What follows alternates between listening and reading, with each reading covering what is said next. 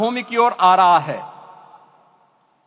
हर मन में राम नाम है, हर आंख हर्ष और संतोष के आंसू से भीगा है, हर जीवा राम राम जप रही है, रोम रोम में राम रमे हैं, पूरा राष्ट्र राममय है। ऐसा लगता है हम त्रेता युग में आ गए हैं। आज रघुनंदन राघव रामलला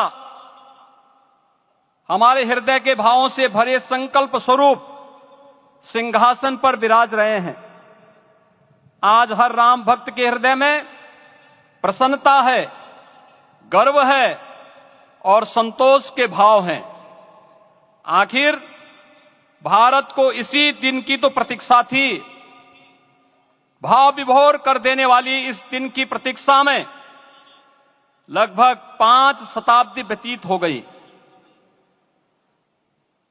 दर्जनों पीढ़ियां अधूरी कामना लिए इस धराधाम से साकेत धाम में लीन हो गई, किंतु प्रतीक्षा और संघर्ष का क्रम सतत जारी रहा। श्री राम जन्मभूमि संभवतः विश्व में पहला ऐसा अनूठा प्रकरण होगा जिसमें किसी राष्ट्र के बहुसंख्यक समाज ने अपने ही देश में अपने आराध्य की जन्मस्थली पर मंदिर निर्माण के लिए इतने वर्षों तक और इतने स्तरों पर लड़ाई लड़ी हो। संतों, सन्यासियों, पुजारियों, नागाओं, निहंगों, बुद्धिजीवियों, राजनेताओं, जनजातियों सहित समाज के हर वर्ग ने जाति पाति, विचार दर्शन, उपासना पद्धति से ऊपर उठ करके राम काज के लिए स्वयं को उत्सर्ग किया। अंततः वह शुभ अवसर आ ही गया जब कोटि कोटि आस्थावानों के त्याग और तप को पूर्णता प्राप्त हो रही है। आज आत्मा प्रफुल्लित है इस बात से कि मंदिर वही बना है जहां बनाने का संकल्प लिया था। संकल्प और साधना की सिद्धि के लिए हमारी प्रतीक्षा की इस समाप्ति के लिए और संकल्प की पूर्णता के लिए आदरणीय प्रधानमंत्री श्री नरेंद्र मोदी जी का हृदय से आभार और अभिनंदन। माननीय प्रधानमंत्री जी, रामलला के बाल विग्रह के प्राण प्रतिष्ठा को हम सब साक्षी बने हैं। अलौकिक छवि है हमारे प्रभु की, बिल्कुल वैसे ही जैसे तुलसीदास जी ने कहा कि नव कंज लोचन कंज मुख कर कंज पद कंजारुणम। धन्य है वह शिल्पी जिसने हमारे मन में बसे राम की छवि को मूर्त रूप प्रदान किया है। विचारों और भावनाओं की विहलता के बीच मुझे पूज्य संतों और अपनी गुरु परंपरा का पुण्य स्मरण हो रहा है। आज उनकी आत्मा को असीम संतोष और आनंद की अनुभूति हो रही होगी। जिन परंपराओं की पीढ़ियां श्री राम जन्मभूमि यज्ञ में अपनी आहुति दे चुकी है, उनकी पावन स्मृतियों को मैं यहां पर कोटि कोटि नमन करता हूं। श्री राम जन्मभूमि महायज्ञ न केवल सनातन आस्था और विश्वास की परीक्षा का काल रहा, बल्कि संपूर्ण भारत को एकात्मता के सूत्र में बांधने के लिए राष्ट्र की सामूहिक चेतना जागरण के ध्येय में भी सफल सिद्ध हुआ है। सदियों के बाद भारत में हो रहे इस चिर प्रतीक्षित नवविवाह को देख अयोध्या समेत पूरा भारत का वर्तमान आनंदित हो उठा है। भाग्यवान है हमारी पीढ़ी जो इस राम काज के साक्षी बन रहे हैं, और उससे भी बड़भागी हैं वो जिन्होंने सर्वस्व इस राम काज के लिए समर्पित किया है और करते चले जा रहे हैं। जिस अयोध्या को अवनी की अमरावती और धरती का वैकुंठ कहा गया, वह सदियों तक अभिषिप्त थी, उपेक्षित रही, सुनियोजित तिरस्कार झेलती रही। अपनी ही भूमि पर सनातन आस्था प्रदलित होती रही, चोटिल होती रही, किंतु राम का जीवन हमें संयम की शिक्षा देता है और भारतीय समाज ने संयम बनाए रखा। लेकिन हर एक दिन के साथ ही हमारा संकल्प और भी दृढ़ होता गया और आज देखिए पूरी दुनिया अयोध्या के वैभव को निभा रही है। हर कोई अयोध्या आने को आतुर है। आज अयोध्या में त्रेतायुगीन वैभव उतर आया है, दिख रहा है। यह धर्मनगरी विश्व की सांस्कृतिक राजधानी के रूप में प्रतिष्ठित हो रही है। पूरा विश्व दिव्य और भव्य अयोध्या का साक्षात्कार कर रहा है। आज जिस सुनियोजित एवं तीव्र गति से अयोध्यापुरी का विकास हो रहा है वह प्रधानमंत्री जी के दृढ़ संकल्प, इच्छा शक्ति और दूरदर्शिता के बिना संभव नहीं था।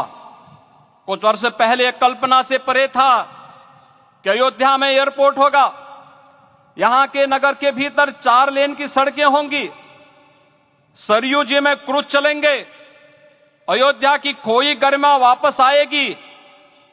लेकिन मित्रों, डबल इंजन की सरकार के प्रयास से आज आप सबके सहयोग से यह सब साकार हुआ है। सांस्कृतिक अयोध्या, आयुष्मान अयोध्या, स्वच्छ अयोध्या, सक्षम अयोध्या, सुरम्य अयोध्या, सुगम्य अयोध्या, दिव्य अयोध्या और भव्य अयोध्या के रूप में पुनरुद्धार के लिए हजारों करोड़ रुपए वर्तमान में यहां पर भौतिक विकास के लिए लग रहे हैं। राम जी की पेड़ी, नया घाट, गुप्तार घाट, ब्रह्मकुंड, भरत कुंड, सूरज कुंड, विभिन्न कुंडों के कायाकल्प, संरक्षण, संचालन, रखरखाव के कार्य हो रहे हैं। रामायण परंपरा की कल्चरल मैपिंग कराई जा रही है। राम वनगमन पथ पर रामायण वीथिका का निर्माण हो रहा है। नई अयोध्या में पुरातन संस्कृति और सभ्यता को संरक्षण तो हो ही रहा है, भविष्य की जरूरतों को देखते हुए आधुनिक पैमाने के अनुसार सभी नगरीय सुविधाएं भी विकसित हो रही हैं। इस मोक्षदायिनी नगरी को आदरणीय प्रधानमंत्री जी की प्रेरणा से अब सोलर सिटी के रूप में भी विकसित किया जा रहा है। पूरी अयोध्या में विश्व के सनातन आस्थावानों, संतों, पर्यटकों, शोधार्थियों, जिज्ञासुओं के प्रमुख केंद्र के रूप में इसे बनाने की ओर से अग्रसर किया जा रहा है। यह एक नगर या तीर्थ भर का विकास नहीं है, यह उस विश्वास की विजय है जिसे सत्यमेव जयते के रूप में भारत के राज चिन्ह में अंगीकार किया गया है। यह लोक आस्था और जन विश्वास का विजय है, भारत के गौरव की पुनर्प्रतिष्ठा है। अयोध्या का दिव्य दीपोत्सव नए भारत की सांस्कृतिक पहचान बन रहा है और श्री रामलला की प्राण प्रतिष्ठा का समारोह भारत की सांस्कृतिक अंतरात्मा को समरस की एक अभिव्यक्ति सिद्ध कर रहा है। श्री राम जन्मभूमि मंदिर की स्थापना भारत के सांस्कृतिक पुनर्जागरण का आध्यात्मिक अनुष्ठान है। यह राष्ट्र मंदिर है। निसंदेह श्री रामलला विग्रह की प्राण प्रतिष्ठा राष्ट्रीय गौरव का एक ऐतिहासिक अवसर है। निश्चिंत रहिए, प्रभु राम की कृपा से अब कोई अयोध्या की परिक्रमा में बाधा नहीं बन पाएगा। अयोध्या की गलियों में अब गोलियों की गड़गड़ाहट नहीं होगी, कर्फ्यू नहीं लगेगा। अपितु यहां दीपोत्सव, रामोत्सव और यहां की गलियों में श्री राम नाम संकीर्तन से यहां की गलियां गुंजायमान होंगी, क्योंकि अवधपुरी का में रामलला का विराजना राम राज्य की स्थापना की उद्घोषणा भी है। राम राज्य बैठे त्रिलोका, हर्षित भये गए सब शोका। राम राज्य भेदभाव रहित समृद्ध समाज का द्योतक है और हमारे यशस्वी प्रधानमंत्री जी की नीतियों, विचारों और योजनाओं का आधार है। भव्य दिव्य राम जन्मभूमि मंदिर के स्वप्न को साकार रूप देने में योगदान देने वाले सभी वास्तुविदों, अभियंताओं, शिल्पियों और श्री राम जन्मभूमि तीर्थ क्षेत्र न्यास के सभी पदाधिकारियों को हृदय से धन्यवाद। पुनः आप सभी को रामलला के विराजने की इस ऐतिहासिक पुण्य घड़ी की बधाई। आदरणीय प्रधानमंत्री जी, आदरणीय सरसंघ चालक जी, माननीय राज्यपाल महोदया और आप सभी महानुभावों का मैं एक बार फिर से हृदय से स्वागत और अभिनंदन करते हुए, हम सब जो संकल्प पूर्वजों ने लिया था उसकी सिद्धि की भी सभी को बधाई देते हुए, प्रभु के चरणों में एक बार पुनः नमन करते हुए पूरे प्रदेश और देशवासियों को आज के इस रामोत्सव के अवसर पर